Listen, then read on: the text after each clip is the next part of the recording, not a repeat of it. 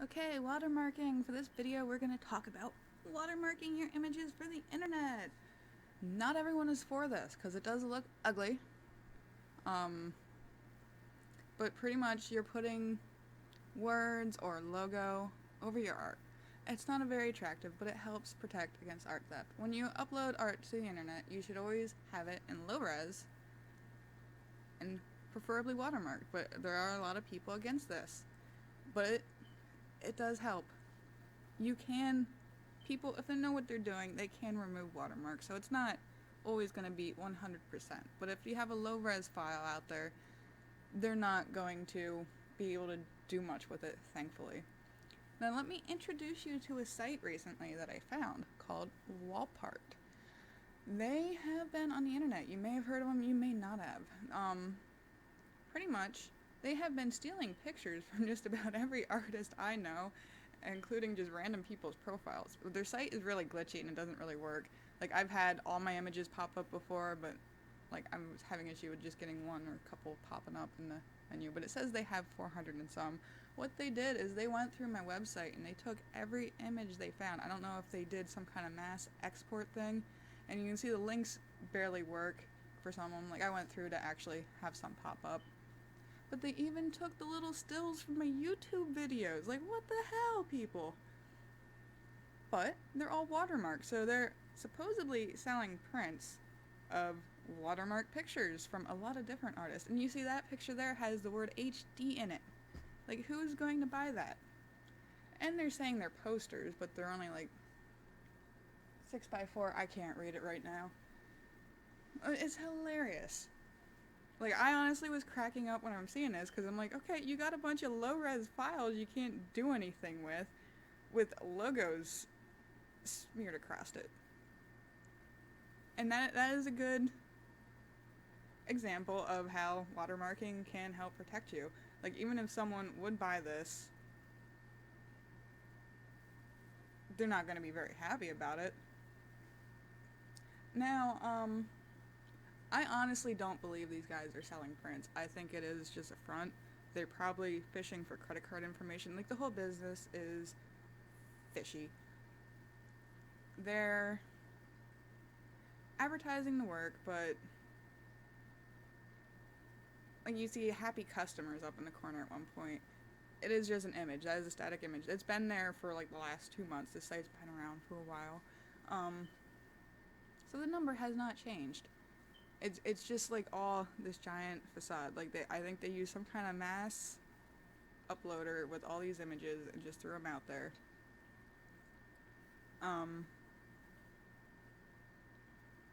It's, I don't know. Like, I was laughing that day. I was like, guys, don't order from them. It's just ridiculous. And just about every artist I knew had stuff up there.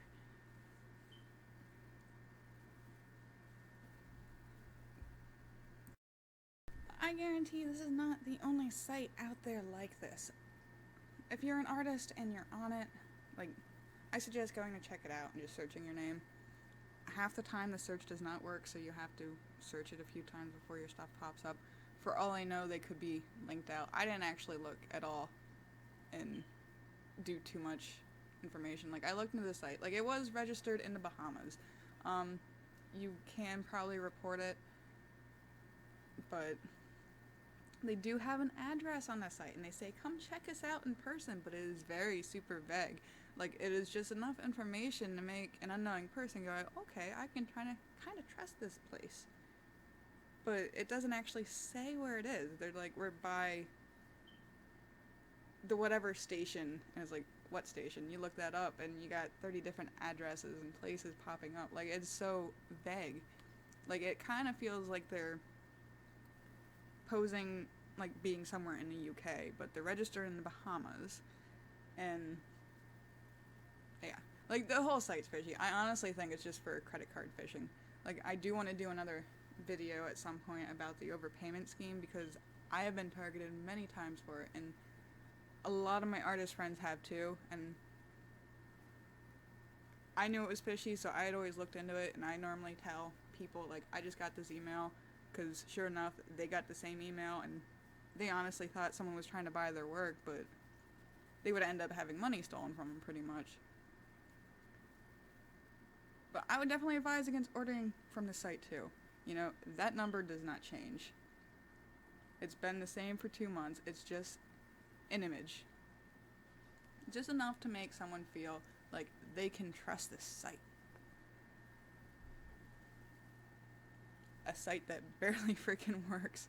Like, we were looking at it the one day when we first saw it, and it was, you might like Bob, like it was some guy's random profile picture. They're stealing people's like profile pictures off of sites. Things that no one's really gonna want except maybe Bob or Bob's wife, you know? But there's their address. Like it's just uber vague. Like I didn't try calling the phone number. I'd be a little curious. But who knows? Maybe it's all one big ploy just so they can put a little ad right there and get some revenue for serving that to people. There is a campaign trying to get the site taken down, but it's a petition. It has many signatures, but I don't think that can do anything. Like, I'm honestly not sure. I think the best route is probably going through the site host. Like, you can look it up and see, like, who is for the web domain, and it'll bring up whoever is hosting them.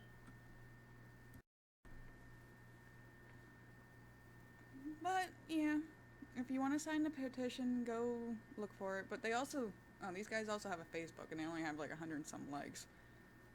So that's kind of interesting. But here is the petition. Like, it's got quite a bit of signatures.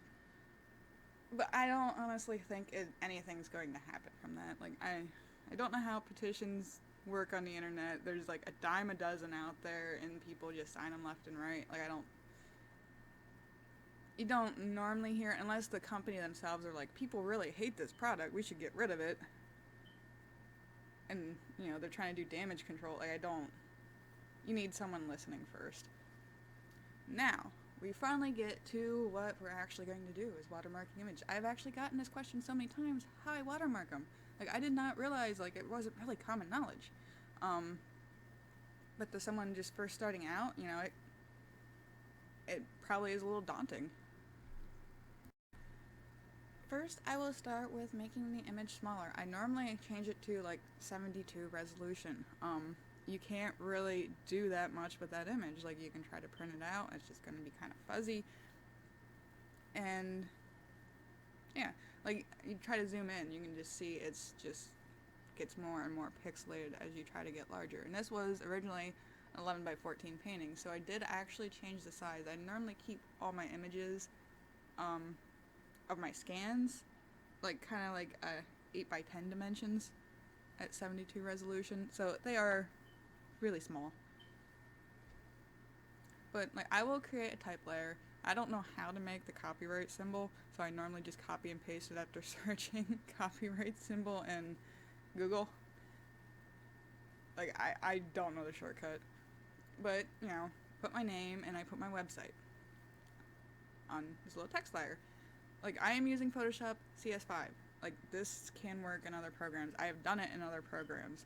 I didn't always have a nice new Photoshop. But I normally, you know, write my text and then I go over and I change the opacity over here in the layers.